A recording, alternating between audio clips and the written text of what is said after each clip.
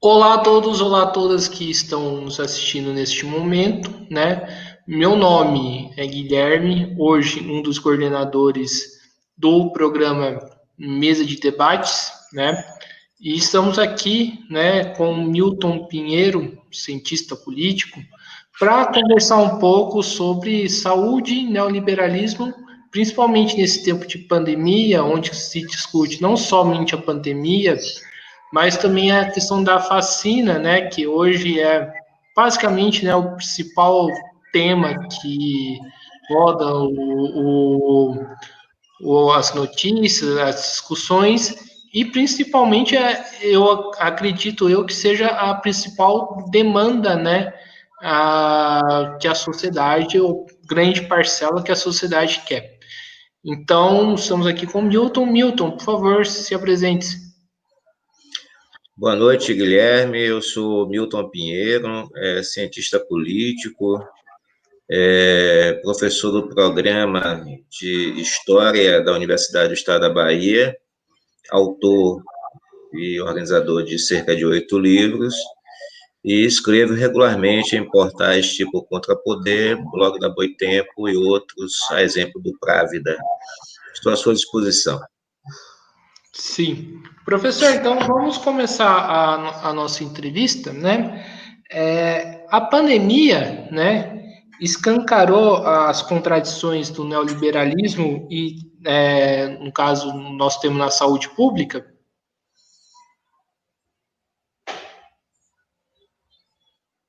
Alô? Alô, estou escutando. A É, pandemia, repetindo a pergunta, a pandemia escancarou as contradições do neoliberalismo na saúde pública? sim, Guilherme.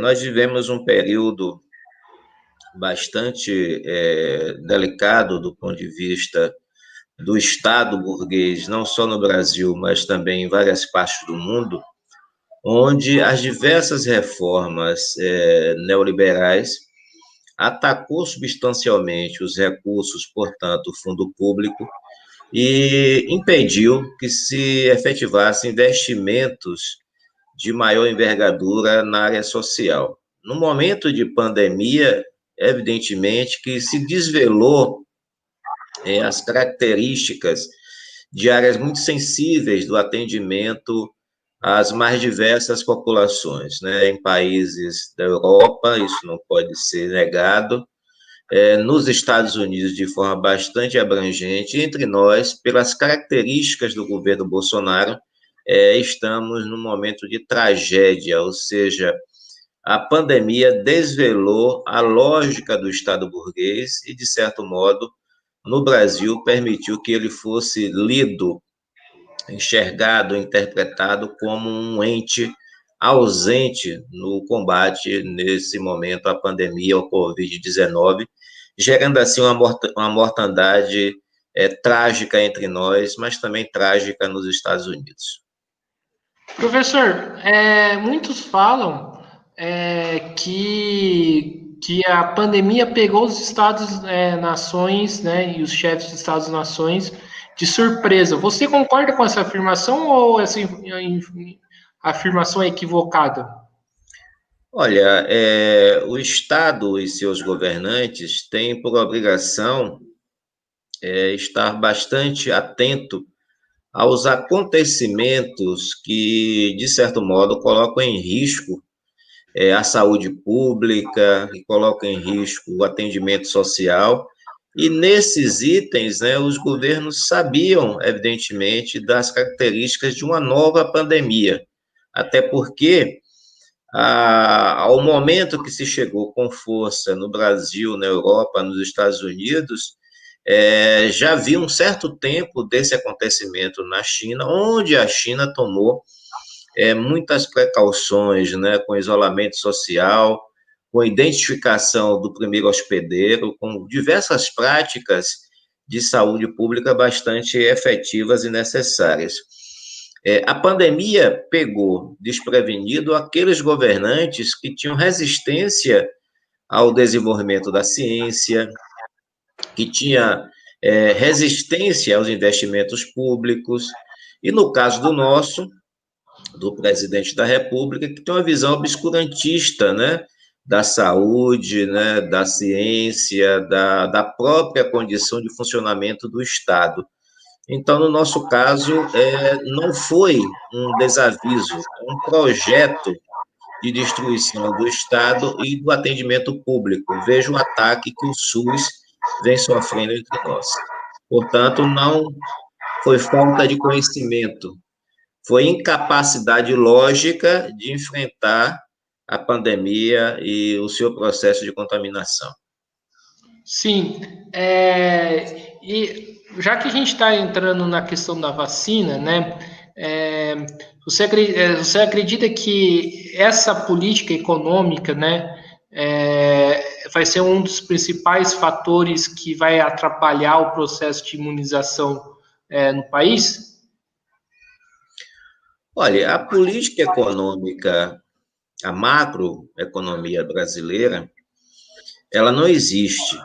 Ela, na verdade, desapareceu do planejamento estatal e ela aparece pelas razões do mercado e da carteira de negócios que a burguesia interna e seu consórcio internacional resolveram implementar no Brasil, através da lógica de nenhuma intervenção desenvolvida pelo ministro Paulo Guedes, e, portanto, uma das piores relações que se tem do Estado com o conjunto das necessidades da população num momento como esse. Então, eu acredito que essas dificuldades, elas são sérias, né? O Brasil ainda não tem nenhum referencial positivo de compreensão do patamar do que seja a vacinação, embora o Brasil seja um país histórico nesse campo, ou seja, sempre tem uma articulação para a vacinação bastante efetiva, desde as questões da poliomielite e tantas outras doenças ditas tropicais, a própria gripe, que vai modificando o seu vírus anualmente. Portanto, apesar desse histórico, o Estado brasileiro tem sido incapaz de reagir a esse procedimento. Não porque não tenhamos tecnologia, mas muito mais por deixar as forças do mercado a resposta que pode se dar, né? Acredito que existe recursos no Brasil para enfrentar a pandemia, ainda se faz a lógica do superávit primário, né? Mesmo ele sendo negativo, mas a lógica que inspira esse procedimento ocorre, né? A política do teto de gastos estimula esse tipo de coisa. Agora, existe, evidentemente, uma compreensão, né, de que não devemos, enquanto Estado brasileiro, interagir no sentido de um combate mais radical do processo. Até porque, para fazer sucesso no cercadinho da política, né, nos times de ódio que existe pelo Brasil afora, Bolsonaro, como todo fascista, precisa das respostas, né, aos seus agrupamentos ideológicos. Então, questionar a vacina, não operar na resposta à pandemia, tudo isso alimenta o fundamentalismo, o obscurantismo, que é a base social do seu governo. Sim. E essa mesma lógica que nós estamos conversando aqui, ela é válida também para a ciência, para as pesquisas científicas? Olha, evidentemente que uma das coisas que foi mais atacadas no Brasil recentemente é a ciência e a pesquisa, né? De que forma? Primeiro, se tira recursos extraordinários das universidades públicas pelo Brasil, sejam elas federais ou estaduais, né? Com uma particularidade, a iniciativa privada, as empresas do consórcio burguês, entre nós, nunca desenvolveram pesquisa de nenhuma natureza, né?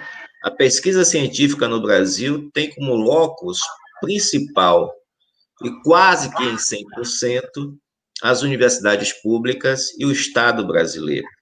Para além das universidades, você tem a Fiocruz, você tem o Butantan, Você tem as iniciativas, né, que são financiadas pela CAPES, CNPq, FINEP, as instituições de fomento federal e as instituições, as fundações de fomento nos diversos estados. Veja que nós temos a FAPESP, uma gigante fundação de pesquisa em São Paulo, a FAPESB na Bahia e assim sucessivamente. Essas instituições foram atacadas, né? Primeiro, com corte orçamentário extremamente rígido, duro, né? E no segundo momento, passando a ideia de que aqui não se desenvolve ciência. Olha, a universidade deu uma resposta extraordinária na inovação tecnológica, nos procedimentos da saúde sanitária ao princípio do Covid. Se não tivesse sido isso, o quadro de morte seria possivelmente monstruoso, né? E se teve respostas objetivas aqui. Agora, esse quadro que você pergunta, necessariamente, ele está em desaquecimento, ou seja, não temos investimentos, não temos respostas, não temos capacidade estrutural de responder não somente a essa, mas diversas outras pandemias que, porventura, na quadra de relação ciência-natureza, homem-natureza, que se manifestam no momento e que poderão se manifestar também no futuro. Sim. Professor, você chegou a falar, eu queria que você aprofundasse. Qual que é a importância, nesse momento, né, histórico que o Brasil vive, de revogar o teto de gastos, né, para poder acelerar o processo de vacinação e também no combate contra a pandemia? Olha, a revogação do decreto da lei do teto de gastos, esse procedimento é fundamental para que possamos dar respostas a diversas questões, né? A primeira questão é a continuidade do auxílio emergencial. A segunda questão é a necessidade de investimentos públicos para que possam gerar empregos. A terceira questão é recursos necessários para as universidades brasileiras e suas instituições, tipo Fiocruz, Butantan e tantas outras, possam responder a essa e, porventura, a outras pandemias, né?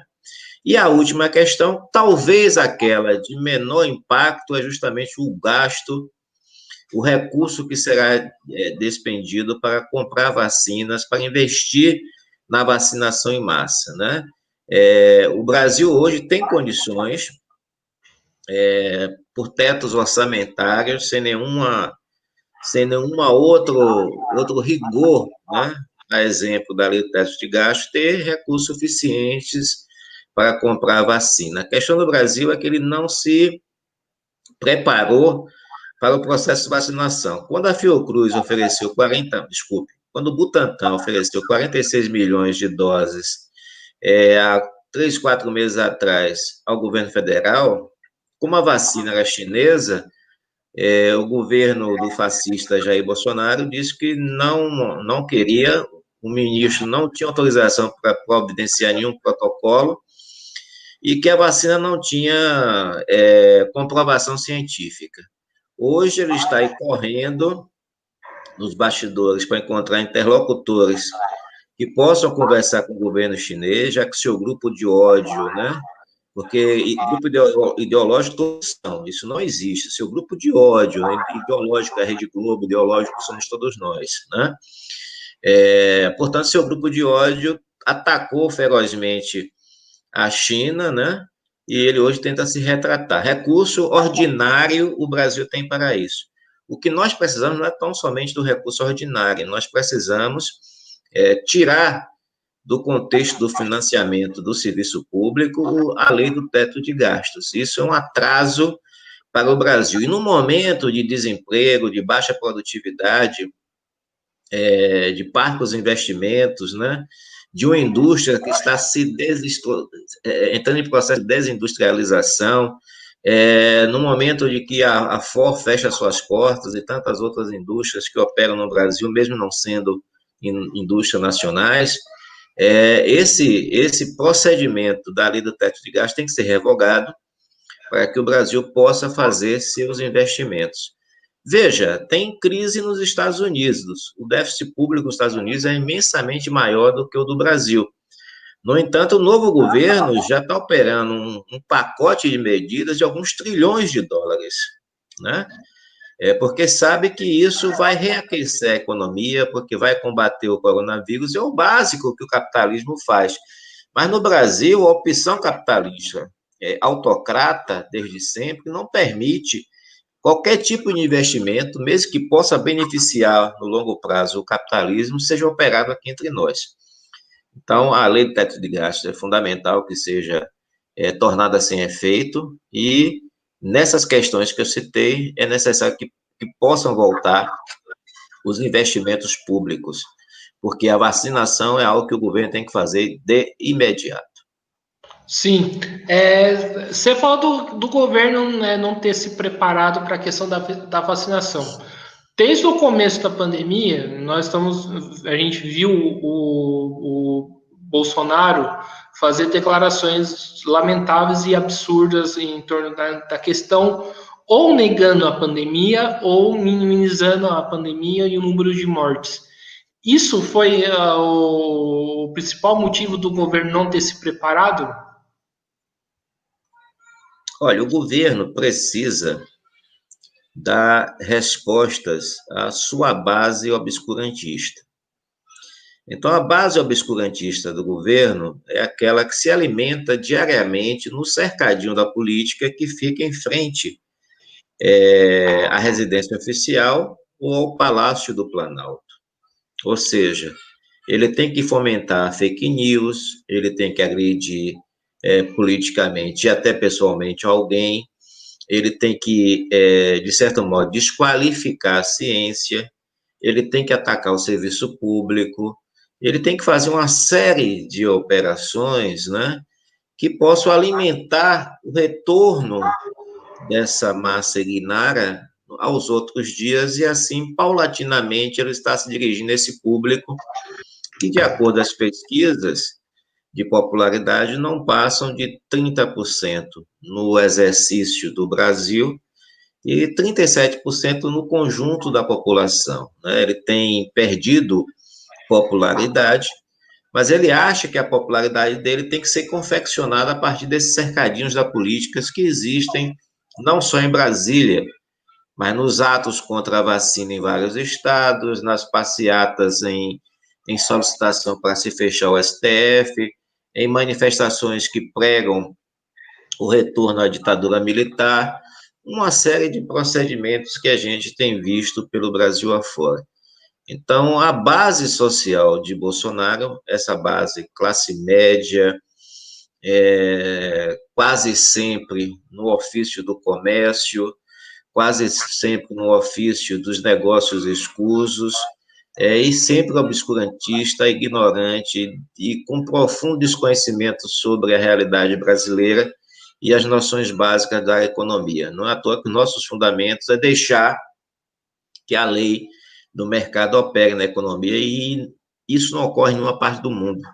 A Alemanha tem forte impacto de investimento estatal na economia, a França, a Inglaterra, mesmo a Inglaterra, de um governante obscurantista também isso ocorre, e no Brasil, né, de certo modo, é uma tradição os investimentos públicos terem como forte presença o recurso estatal.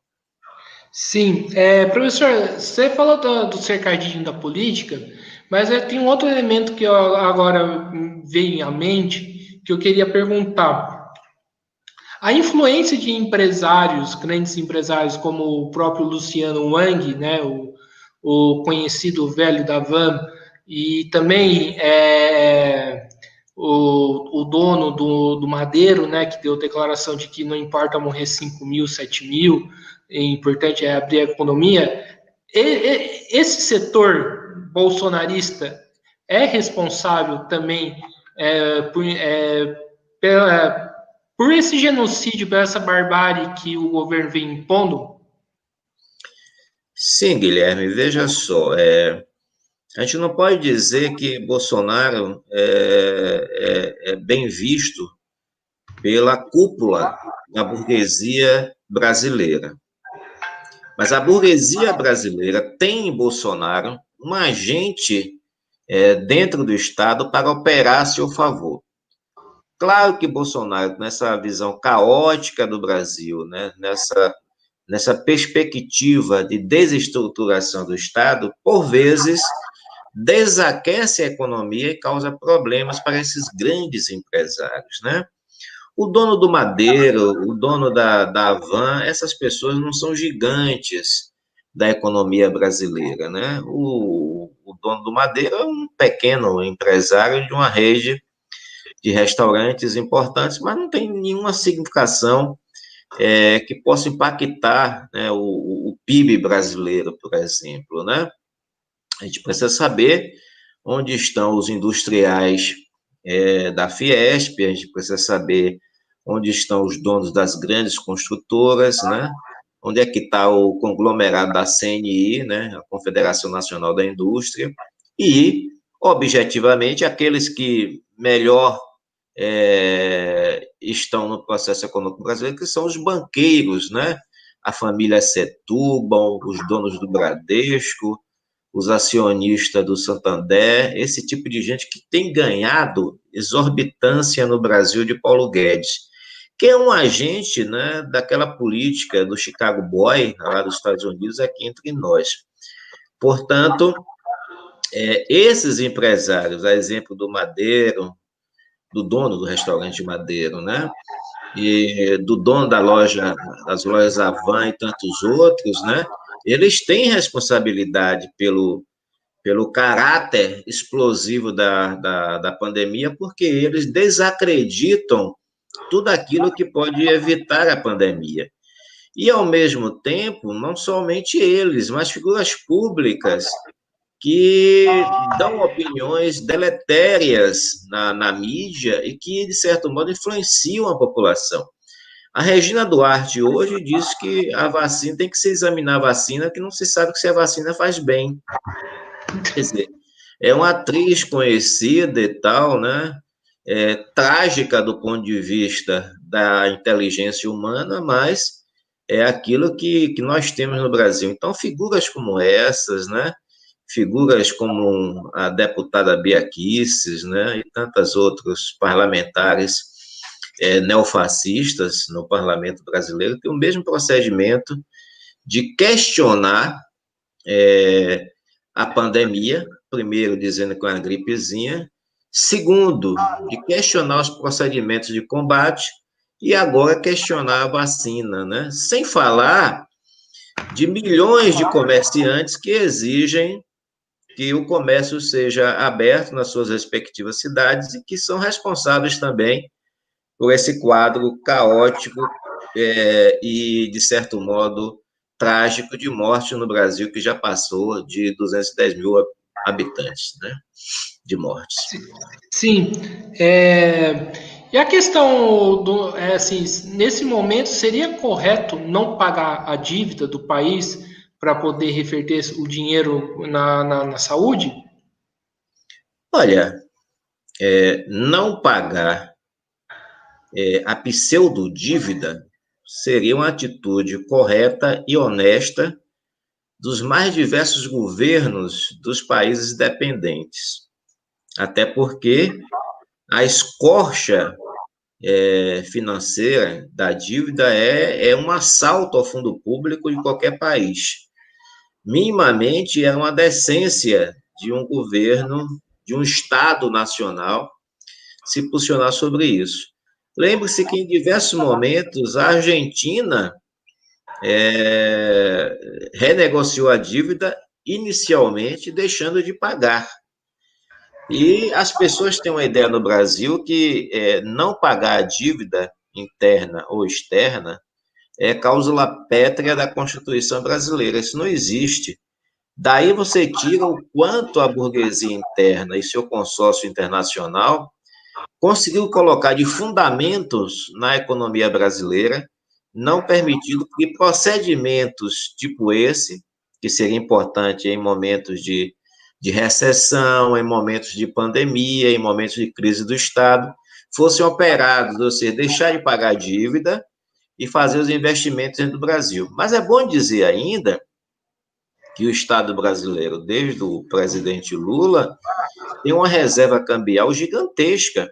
Portanto, aquela história de Bolsonaro que o Brasil está quebrado, aquilo é historinha para que a população ouça e que ele justifique que não pode ajudar mais. Mas o Brasil não está quebrado, tá certo? O Brasil tem reservas cambiais fortíssimas. O Brasil tem o que os países da Europa não podem fazer, política cambial. Ou seja, o Brasil tem sua própria moeda. Então, o Brasil pode operar política monetária tranquilamente e resolver seus problemas, e pode ser através da moratória da dívida, pode ser através dos investimentos do Banco Central, estilo, né, produção de moeda, pode fazer via tantas outras coisas. Aí alguém poderia dizer, mas professor, nesse último caso, a inflação voltaria. Não, os Estados Unidos imprimem moeda quase que constantemente, rotineiramente. E a inflação é um determinante quase que nulo na economia norte-americana. Claro que ele tem a moeda de troca internacional, isso é importante, mas ele tem também um déficit que passa de 100% do PIB, coisa que não que não ocorre no Brasil e em várias partes do mundo. Sim. Professor, a gente tem assistido, né, também a falta de leitos, né? Agora teve o caso da seringa, né? Tudo isso pode ser considerado reflexo dessa política econômica? Não, para ser objetivo, nesses itens que você está falando, é a falta de vergonha da incapacidade técnica. E são produtos tão baratos ao caixa do Estado, enquanto ente federativo, pode ser o Estado, Bahia, São Paulo, Rio de Janeiro, Paraíba, pode ser o governo federal, pode ser o governo municipal. Esse recurso ordinário para seringa e outras coisas é algo muito comezinho. O que falta é a capacidade logística. Esse general Pazuello, esse sujeito, me permite a expressão, ele é burro por excelência. Ele não consegue entender o que é logística. E o sujeito disse que é especialista em logística, né? Como é que você tem falta de oxigênio na cidade de Manaus e 3, 4 artistas conseguem comprar oxigênio e mandar entregar no hospital, e o governo brasileiro, que tem no Ministério da Saúde um general que é especialista em logística, diz que não pode fazer nada? Isso é de uma incapacidade técnica para as coisas mais ridículas, né? A gente não pode colocar seringa, a gente não pode colocar máscara, a gente não pode colocar esses objetos tão comezinhos e tão simples, né, como vilãos, né, do processo de ônus que o Estado pode ter. O que a gente precisa entender é que hoje a China produz 70% dos insumos das mais diversas vacinas do mundo. A Coronavac, que é chinesa, os insumos são chineses. Mas a de Oxford, a da Índia, de tantos outros países, os insumos também são da China. Recentemente, a China e a Índia, que são os dois maiores produtores de vacina, sugeriram, né, a quebra de patentes que poderia dar um substrato de uma ajuda de custo de mais de $1 bilhão a países com muita dificuldade na compra desses itens. O Brasil votou com, os Estados Unidos votou contra. A política externa brasileira votou contra a isso, de um país completamente dependente nesse processo, né? Então, eu não posso discutir no patamar de seriedade dificuldades em se ter seringas, em se ter máscaras, em se ter oxigênio, em se ter leitos hospitalares, sistemas de UTI, porque isso são coisas básicas. Agora, quando organizamos um sistema de UTIs para atender na primeira onda os atacados do Covid, rapidamente foi desestruturado, e a segunda onda veio muito mais forte e o país não teve condição de responder. Então, isso é muito delicado. Então, o problema não é recurso nesse caso específico. O problema é incapacidade técnica, incapacidade de responder, e mais do que isso, interesse político em alimentar o obscurantismo e alimentar o cercadinho da política para que Bolsonaro tenha representação e popularidade. Sim. Professor, então, assim, então a gente pode concluir que o processo de vacinação estaria assim, melhor adiantado, assim, a gente estaria em melhores condições nesse ponto se a política econômica fosse outra? Olha, nós não teríamos tido, seguramente, a quantidade de mortes que temos, os índices de contaminação que temos, a quantidade de mortes que teremos ainda, porque pressupõe-se que dessa contaminação massiva que está ocorrendo por esses dias, em 15 dias, o quantitativo de mortes vai ser extremamente violento, né? Se você tivesse uma gestão do Estado, mesmo esse Estado burguês, capitalista, pensado através de políticas públicas que dessem resposta a isso. Não interessa à burguesia, de certo modo, essa paralisação econômica em virtude da pandemia. Então, seria lógico que um governo, né, um Estado, se preparasse para enfrentar isso com uma norma essencial para poder voltar à produção e poder voltar à lógica de funcionamento da economia nos termos que eles mesmos, vamos supor assim, querem. Mas no Brasil isso não ocorreu, e mais, o governo está se preparando para fazer uma mega reforma administrativa que pode destruir o SUS, pode destruir o serviço público, pode demitir funcionários públicos, e nós sabemos que os cientistas da Fiocruz, os cientistas do Butantan, são funcionários públicos que conseguiram trabalhar com celeridade para dar respostas a essa crise humana, que é, na verdade, a pandemia e essa questão sanitária. Professor, você falou da questão da China, né? Hoje a gente sabe, né, que a postura do Bolsonaro está mais aliada aos Estados Unidos e principalmente num alinhamento mais estrito sensu, né, se a gente pode dizer assim, do Donald Trump. Até quando essa postura, digamos assim, capacha do Bolsonaro atrapalha as relações da China e atrapalha a questão da vacina? Olha, se a gente levasse ao pé da letra, os primeiros segmentos que deveriam contestar Bolsonaro era a burguesia interna, principalmente aquela produtora de commodities. O agronegócio e também a indústria do aço, né, deveriam ser os primeiros setores a contestarem Bolsonaro, porque China e Estados Unidos são compradores em quantidade absurda desses produtos, né? Então, se nós temos uma balança comercial, né, muito grande com a China e Estados Unidos, como é que você resolve politizar do ponto de vista mais trágico essa relação, prejudicando, de certo modo, essas relações comerciais?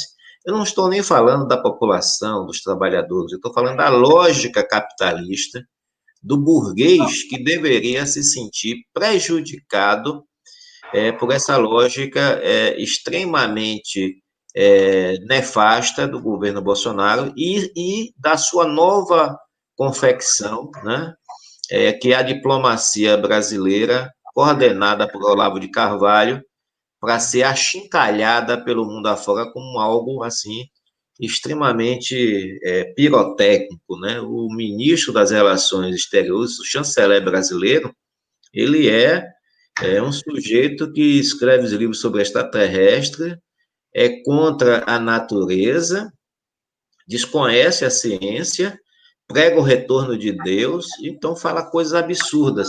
Se ele falasse coisas absurdas na sua vida privada, nós não teríamos nenhum problema.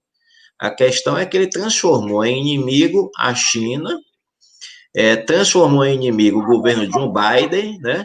Transformou em inimigo os compradores de carne do Oriente Médio, né? Que compram carne, que são os árabes, que mais compram carne no Brasil, né? Em especial frango, né? Por ter um determinado tipo de corte, um determinado tipo de embalagem, que dá muito lucro à indústria brasileira. Esses caras criaram inimigos no mundo todo, simplesmente por uma visão obscurantista e fundamentalista da vida em sociedade. Então, é muito difícil essa postura do governo e vai render diversos problemas. O Joe Biden já disse que contato com o Brasil só depois, né? Bolsonaro já mandou uma carta tentando, não sei se se retratar, mas tentando manifestar alguma opinião. Na verdade, Bolsonaro ainda do ponto de vista da política, um aliado do Trump, esse nefasto presidente norte-americano, falido, né, economicamente. As pessoas pensam que ele é rico, ele tem centenas de processos por fraude, né, por quebrar empresas, mas ele quer se manter com patrimônio. O melhor momento que ele achava que devia fazer isso era no exercício da presidência. Ele vai ter muitos problemas e, provavelmente, o Bolsonaro, com essa mesma lógica, vai ter muitos problemas, mesmo ele querendo ser subserviente, vai ter muitos problemas sobre a questão do clima, sobre a questão da balança comercial, sobre a questão do protecionismo junto ao governo norte-americano. E se ele não modificar radicalmente, a China vai colocar o Brasil numa situação muito delicada, em especial com as safras de soja e tantas outras coisas que o Brasil precisa mandar para a China pode ter alguns vetos importantes. Os países podem, inclusive, ao receber produtos, questionar a qualidade do produto e devolver o produto. A China já fez isso com o Brasil em alguns momentos, em especial por conta da carne. Então, a política do governo é de uma alucinação diplomática sem precedente na história do Itamaraty. Nem na ditadura militar se tinham pessoas tão alucinadas no comando do Itamaraty como se tem hoje.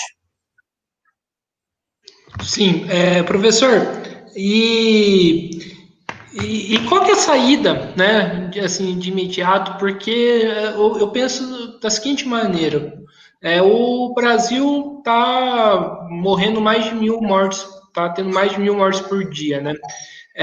Tem a questão da vacina, que é uma demanda imediata. Qual que é a saída que principalmente a esquerda, os movimentos populares, os sindicais, tem que dar nesse momento? Porque, assim, a impressão que eu tenho é que não dá para esperar em 2022, porque se chegar em 2022, tipo, sei lá, se vai ter país ainda.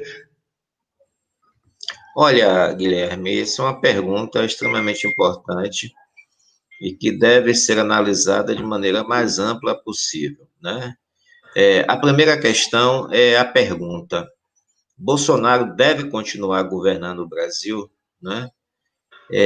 Isso interessa às forças, às frações da burguesia, isso interessa aos trabalhadores.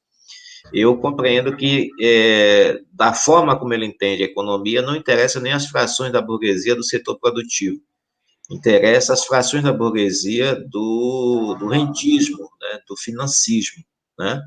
Por outro lado, nós precisamos mudar a relação de força, a correlação de força dentro do parlamento brasileiro, né?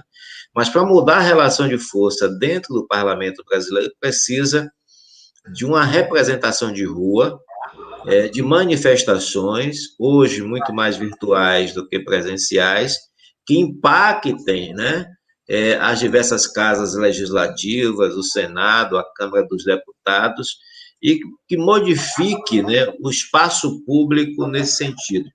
Então, a esquerda, agora falando do ponto de vista das forças políticas que eu respeito, né, a esquerda precisa discutir duas questões. Primeiro, uma frente única do bloco proletário e popular e de esquerda, partidos, organizações, centrais sindicais, movimentos populares, movimentos do campo, movimentos pela cidadania, movimentos civis contra o racismo, contra a LGBTfobia, um conjunto de articulações que possam se movimentar e constituir uma ideia de impedimento do presidente da República.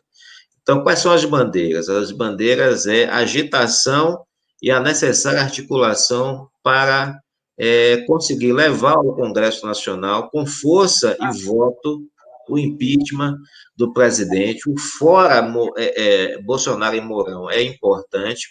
Sabemos que, do ponto de vista da lei, o Mourão fica, no caso do impeachment, mas essa bandeira, essa palavra de ordem tem que ser junta, fora Bolsonaro e Mourão.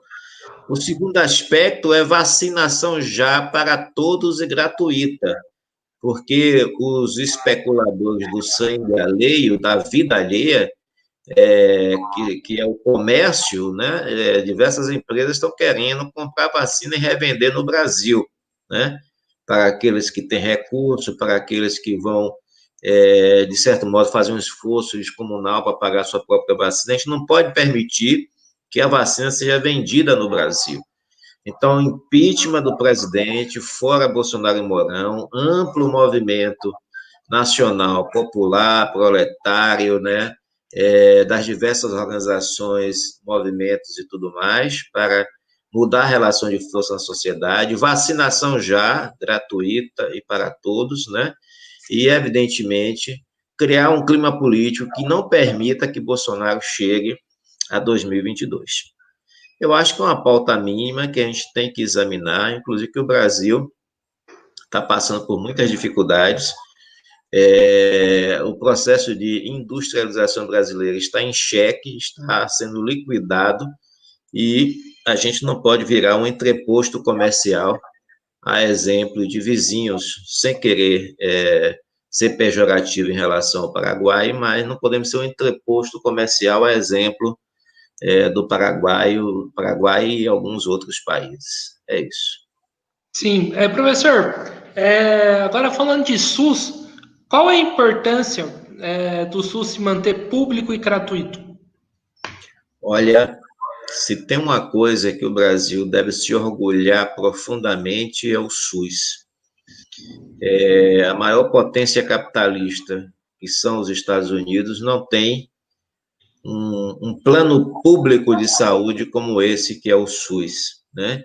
Se o SUS não tivesse sido sucateado e retirado seus recursos, eu insisto em dizer, nós não teríamos tido tantas mortes e tanta contaminação, né?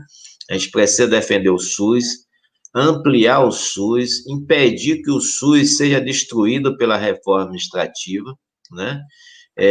Qualificá-lo não só com investimentos, né, para atendimento, mas qualificá-lo como investimento para pesquisa. O SUS pode ter relações profundas com entidades que fazem pesquisa sobre as mais diversas questões de saúde no Brasil.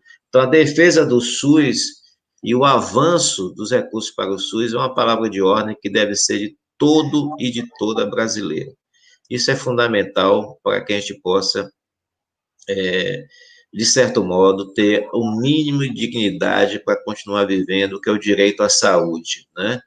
Nos Estados Unidos, por exemplo, né, aquele plano, o Obamacare, né, que seria um pequeno plano de saúde, deu um debate extraordinário. Nos Estados Unidos, o cara faz 2 tipos de poupança. Ele faz uma poupança para colocar o filho na universidade e ele faz uma poupança para pagar providenciamentos de saúde, se por acaso ele tiver necessidade. Tem pessoas que ficam uma vida inteira devendo em virtude de procedimentos de saúde que tiveram que fazer nos Estados Unidos. Então, lá, a universidade, mesmo a pública, é paga, né? E lá, o sistema de saúde é completamente privado, né? Então, nós temos algo muito mais importante do que os Estados Unidos. Nós temos uma universidade pública sucateada e atacada das mais importantes do mundo, e nós temos um sistema de saúde único que atende indistintamente ao conjunto da população que precisa ser reabastecido nas suas mais diversas áreas, do recurso, da pesquisa, do atendimento, do avanço nos tratamentos, daquilo que mais a população precisa em nosso país, que é o direito à saúde e às condições de vida. Então, defender o SUS é uma palavra de ordem da cidadania brasileira. E professor, e quais são os interesses, né, por trás e quem está por trás, né, dessa sanha de querer sucatear e, em última instância, privatizar o SUS? Olha, Guilherme, no neoliberalismo, em especial no ultra-neoliberalismo que nós vivemos, um conjunto de interesses burgueses se manifesta. O primeiro é tirar todos os serviços de atendimento público para colocar em serviços privados, que, em tese, o Estado pagaria um determinado valor e o conjunto da população teria que arcar com seus custos. Então, tem sim um enorme grupo de interesses por trás do SUS, né? Ou seja, os planos de saúde, os negócios privados da saúde que querem destruir o SUS para vender. Isso é uma carteira de negócios gigantesca no Brasil de hoje, né? E que, se isso passar, será a destruição da possibilidade de atendimento no Brasil. Podemos passar a ser, do ponto de vista da saúde, um país como os Estados Unidos, com grande deficiência nesse ponto, né? Mas tenho certeza que o conjunto dos trabalhadores, do povo em geral, estarão atentos a essa mistificação que é a reforma administrativa e a privatização do SUS. Certo. Professor, agora vem uma questão, né, que eu queria compartilhar com o senhor, que é em torno da questão da dita cloroquina, né? O Bolsonaro e o bolsonarismo faz alusão da cloroquina, né, do tal chamado tratamento precoce. A gente pode considerar que existe uma relação do governo com esses empresários que produzem esse tipo de medicamento, e até porque esse tipo de relação atrapalha a questão da vacinação. Olha, a primeira coisa é dizer que tem duas condutas, né? Primeiro, uma conduta obscurantista, anticientífica, que coloca na cloroquina, na hidrocloroquina também, né? Como se fosse um produto, um remédio importante para combater essa doença. E aí eu não sou nenhum especialista, mas fico com cientistas. Esse remédio não tem nenhuma comprovação, né, de que ele combate o Covid-19. Isso é a primeira questão. O completo fundamentalismo e obscurantismo em relação a esse remédio. A segunda questão é evidente que, com a quantidade de remédio que o Brasil comprou para fazer o kit Covid, alguém se beneficiou e muito com a venda desse remédio. Inclusive porque os estoques desse remédio são completamente complicados, né? Eles existem em bastante quantidade em várias estoques pelo Brasil afora do governo federal, de algumas prefeituras, de alguns governos estaduais, e que vão ter que jogar no lixo porque não tem nenhuma, vamos supor assim, utilidade. Hoje, o médico francês, que era o principal papa do uso desse remédio, já disse que realmente o remédio não tem validade científica para se comprovar como algo útil no combate ao Covid. Então, por favor, tem dois procedimentos por trás disso, né? O procedimento do obscurantismo, da anticiência, portanto, não tem comprovação científica, não teria que ser usado. Segundo, o comportamento de comprar em quantidades absurdas o remédio que deve estar beneficiando algum laboratório, algum representante comercial desses laboratórios. E um terceiro que eu adicionaria de forma mais importante, que seria, na verdade, a incapacidade do governo em responder à demanda do Covid.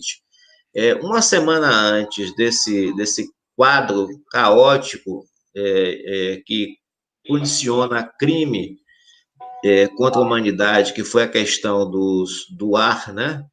A questão da refrigeração lá em Manaus, o ministro da Saúde estava em Manaus fazendo propaganda dos kits, cloroquina e outro remédio lá, né? Na cidade de Manaus, quando ele já sabia que o oxigênio estava faltando nos hospitais. Então, esses caras têm que responder perante a lei como crime de responsabilidade e ser devidamente afastados, né, de qualquer possibilidade de exercer função pública. Eu diria que eles estariam muito mais necessariamente ligados àquilo que se fez com Mussolini na Itália, mas para ficar aqui na Constituição brasileira, deveria ser crime de lesa humanidade, entendeu? E de completa noção de traição, né, e completa noção de afastamento da vida pública. É isso. Professor, eu queria que você falasse agora um pouco, né, dessa relação Dória e Bolsonaro. Hoje a gente acompanha, né, uma disputa política entre os dois campos, né? Mas a gente sabe que a política econômica dos dois são quase a mesma. O Dória, que hoje se posa como defensor da ciência, ele, então, é correto falar que ele seria incapaz de responder essa crise mais profundamente, sanitária, e também a questão da vacina? Olha, a primeira coisa que a gente deve refletir é que Dória e Bolsonaro, eles têm o mesmo projeto econômico, como você próprio disse, né? Talvez com personagens diferentes para executar a mesma política econômica. Um pouco mais preocupado com os fundamentos da economia no sentido dos interesses da burguesia, que seria o Dória, né? E o Bolsonaro, aquele leniente em relação às forças do mercado, que lá pode ocorrer tudo, ou seja, deixar fazer, deixar passar. Na verdade, qual é a relação de Dória com a vacina? É um jogo de marketing, é um interesse político, é a projeção para se candidatar à presidência da República, percebeu que Bolsonaro é uma anta política, né? Tem um desgaste político gigante, que não vai galvanizar setores da classe média brasileira assim, mais abrangente, nem da burguesia interna de forma mais concreta. Então, ele quer correr em um corredor, em uma trilha, que, de certo modo, ensaia uma oposição a Bolsonaro, mas uma oposição dentro do mesmo bloco. Os parlamentares do PSDB de São Paulo e parlamentares do PSDB de todo o Brasil são aliados viscerais dos diversos projetos do governo Bolsonaro no parlamento, né? Então, um é um profundo oportunista, o João Dória, e o outro é um profundo oportunista, que é o Jair Bolsonaro. Mas ambos têm correlação e convivência mútua, né, dentro do parlamento para prejudicar o Estado brasileiro e o comum dos trabalhadores, porque ambos apoiam a reforma administrativa, ambos apoiaram a reforma da Previdência, a reforma trabalhista, então é só o perfil que diferencia, mas o conteúdo se aproxima muito. Professor, no começo da pandemia, principalmente no começo, a gente tem acompanhado diversas lutas de trabalhadores da saúde. Qual que foi a importância dessas lutas frente a essa crise que nós estamos vivendo? Olha, no Brasil, pela lei de responsabilidade fiscal, outra lei nefasta que prejudica o Estado e o conjunto da população tem teto de gasto para o pagamento e remuneração dos servidores públicos. Só se pode ir até X posição, 46, alguma coisa por cento dos recursos da União, dos estados e municípios, né? E aí se criou no Brasil uma lógica do serviço terceirizado, né? Esse serviço terceirizado é de péssima qualidade e ele está presente nos hospitais, ele está presente no posto de saúde, ele está presente na educação, ele está presente em grande parte daquilo que se faz de atendimento ao povo em geral, né, dos serviços públicos em geral. E a luta dos servidores da saúde, seus enfermeiros, os técnicos de enfermagem, os médicos, fisioterapeutas, bioquímicos, nutricionistas e até o pessoal técnico administrativo, uma luta muito importante, né, em defesa do atendimento público, em defesa da dignidade salarial, né, e que, em alguns momentos, impactam a realidade e chama atenção para a questão da saúde.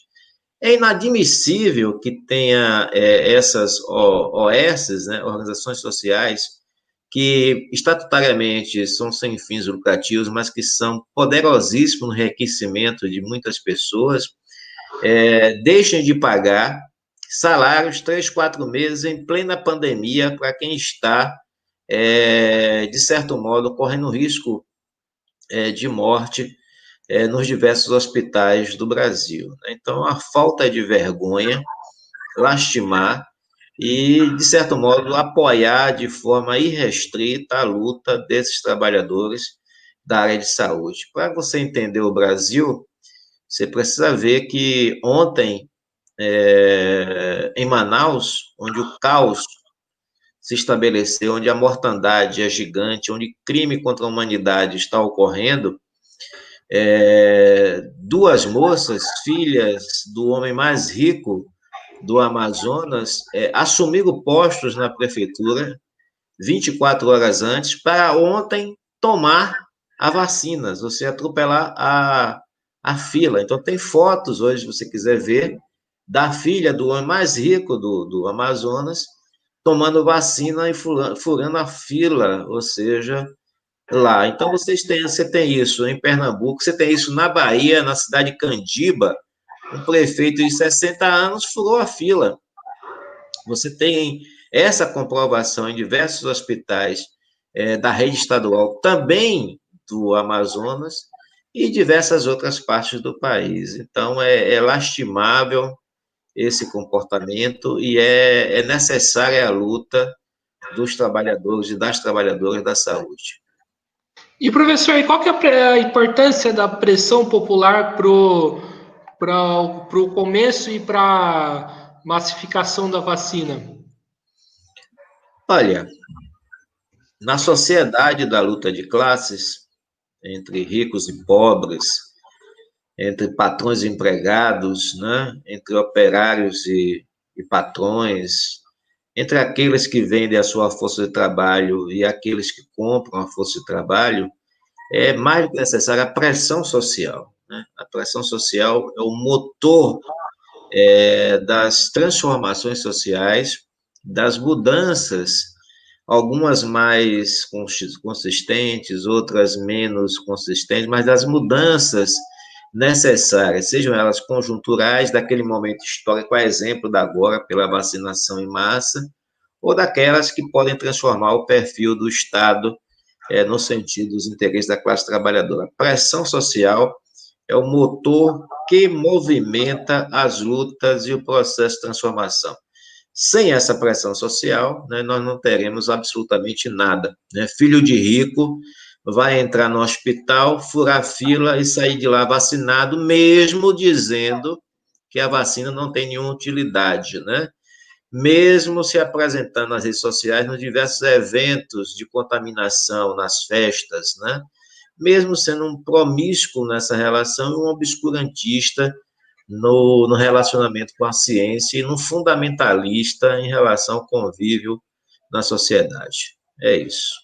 Professor, então, para fechar a nossa conversa, que está muito boa, Então, a saída para combater essa política econômica, né, a saída para dar uma resposta a essa crise, então, seria a luta. Sem sombra de dúvida, Guilherme, nós não podemos tergiversar na saída que o Brasil exige. Nós estamos no impasse, o Brasil vive no impasse, e a saída não está nas contendas entre as frações da burguesia. A saída está na luta dos trabalhadores, no impacto da cena pública e política pelo conjunto dos trabalhadores e da população para resolver os seus problemas. Nesse momento, quais são os problemas? É a vacinação em massa para todos gratuita, é a questão do desemprego, né? É a questão da universalização dos serviços públicos, é a questão da defesa do SUS e assim por diante. Então, a luta do Brasil são por essas bandeiras, e são essas bandeiras, em sendo vitoriosas, que podem modificar um pouco o perfil de que se tem no Brasil a respeito dos necessitados, dos excluídos, daqueles que vivem da venda da sua força de trabalho, que num momento como esse, nem a venda da força de trabalho pode executar, ou seja, porque o desemprego é massivo e que hoje, para alguns analistas, pode ser em torno de 22%, e não em torno do 14% que o governo anuncia. Então, só a luta muda a vida, não tenho dúvida. Professor, estamos aqui chegando no final de uma entrevista do canal Mesa de Debates. Primeiramente, eu quero agradecer por você ter participado, a conversa foi muito boa e a conversa foi muito importante também, né? Por conta de dar uma resposta da principal demanda que é imediata, né? E que a gente vê que tanto o governo federal e outras frações da burguesia são incapazes de responder. Então, por isso eu quero agradecer por ter aceitado o convite e passo para as considerações finais. Olha, Guilherme, eu que agradeço o seu convite, foi uma enorme satisfação estar aqui, debatendo contigo, né, possibilitando que pessoas pelo Brasil afora assistam essa nossa conversa e possam refletir sobre ela. Foram perguntas inteligentes e necessárias para indagar a conjuntura nos seus diversos e mais ricos aspectos, né? Chamar a atenção que o Brasil precisa se debruçar sobre o impedimento de Bolsonaro, afirmar que é necessário tirar Bolsonaro, tirar Mourão, para que o Brasil possa avançar na defesa dos interesses dos trabalhadores da sociedade em geral e, portanto, estou sempre à disposição e podemos conversar em outras oportunidades. Até lá e um grande abraço. Muito obrigado, né? Então, quero agradecer mais uma vez ao professor Milton Pinheiro, né? E também quero agradecer a você que estiver assistindo esse vídeo, né? Peço para se inscrever no canal Mesa de Debates, né? Curtir o vídeo no YouTube, no Facebook, compartilhar nas redes sociais, né, esse debate e também, né, seguir a gente no Instagram, né? Professor, mais uma vez, muito obrigado a você que estiver assistindo, né? E está encerrada mais uma entrevista do canal Mesa de Debates. Até a próxima, pessoal, e fui!